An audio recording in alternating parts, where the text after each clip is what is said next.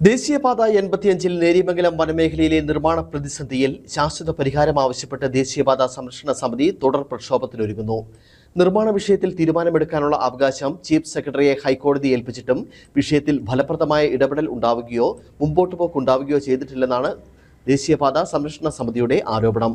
തുടർ സമരങ്ങളിൽ തീരുമാനം കൈക്കൊള്ളാൻ അടുത്ത മാസം 8-ന് സമിതിയുടെ നേതൃത്വത്തിൽ അടിമാലിയിൽ കൺവെൻഷൻ വിളിച്ചു ചേർക്കും.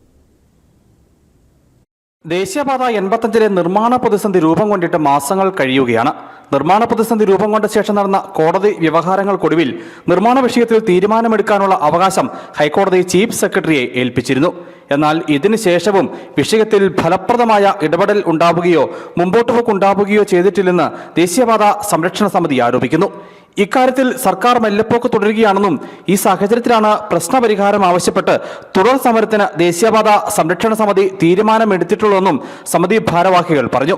തുടർ സമരങ്ങളിൽ തീരുമാനം കൈക്കൊള്ളാൻ ഈ മാസം 8-ന് സമിതിയുടെ നേതൃത്വത്തിൽ അടിമാലിയിൽ കൺവെൻഷൻ വിളിച്ചു ചേർക്കും. 100% ഗവൺമെന്റ് പൊതുമരാമത്ത് വകുപ്പിൻ്റെതാണെന്നും അത് റവന്യൂ ഭൂമിയാണെന്നുമുള്ള വാദത്തിൻ്റെ ഫലമായി ഹൈക്കോടതി ഡിവിഷൻ ബെഞ്ച് ഇക്കാര്യം ചീഫ് സെക്രട്ടറിക്ക് വിട്ടുകൊടുത്തിരിക്കുകയാണ്. ചീഫ് സെക്രട്ടറിയോട് നാഷണൽ ഹൈവേയുടെ പണി മുടങ്ങാതിരിക്കാൻ ആവശ്യമായത് ചെയ്യണം എന്ന് പറഞ്ഞുള്ള ഉത്തരവ് ഇറങ്ങിയിട്ട് 2.5 മാസമാവുകയാണ്.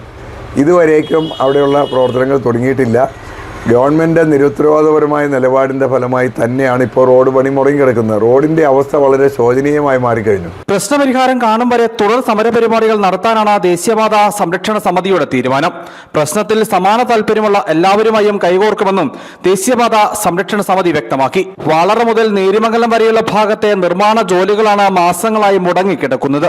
നിർമ്മാണ ആരംഭത്തിൽ പാതയോരത്തു നിന്ന് മണ്ണ് നീക്കുകയും ഓടകളുടെ നിർമ്മാണം ആരംഭിക്കുകയും ചെയ്തിരുന്നു. ഇതിനുശേഷമായിരുന്നു നിർമ്മാണം തടസ്സപ്പെട്ടത്. ദേശീയപാതയിൽ മറ്റ് ഭാഗങ്ങളിൽ ദ്രുതഗതിയിൽ നിർമ്മാണം മുമ്പോട്ട് പോകുന്നുണ്ട്. ഏറ്റവും അടിയന്തരമായി നിർമ്മാണം നടക്കേണ്ടുന്ന ഭാഗത്താണ് തടസ്സവാദം പ്രതിസന്ധി തീർത്തിട്ടുള്ളത്. News bureau, Adimali.